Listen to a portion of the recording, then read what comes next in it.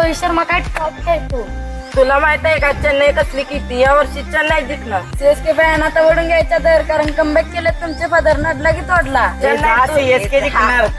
रोहित शर्मा तुमचा बाप आहे बाप. धोनी सगळ्यांचा तुमचा बाप आहे बाप. मुंबई इंडियनच जिंकणार. चेन्नई जिंकणार. मुंबई इंडियनच जिंकणार.